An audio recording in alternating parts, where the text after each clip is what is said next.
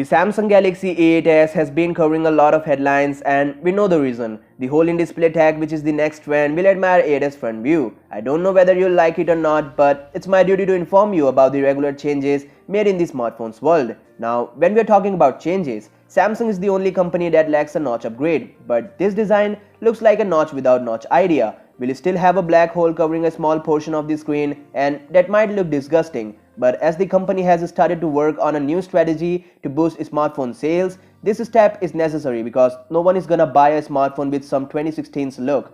Let's just forget about the look. When we are in the middle of the market with some good smartphones around us at a much reasonable price tag, I think we cannot even spot a Samsung logo between those devices. So to work upon this particular aspect, Samsung has started adopting changes. The Galaxy A series has become one of the most innovative smartphone series with a little pricier tag. Coming to the main highlight of the video, Samsung Galaxy A8s has made its appearance on a latest FCC document. For those who don't know, FCC release documents are a type of official confirmation. In this document, you cannot really spot Galaxy A8s, but it do shares a screenshot taken on the A8s. By this screenshot, we are now sure about the black hole existence at the top left corner, as the image shows a blank portion at this corner. According to Ice Universe, the device should look like this render posted by SamsungMobile.news. All after that, the Samsung Galaxy A8s is expected to feature 6.3-inch LCD display with 2340x1080p resolution and a 2.5D glass.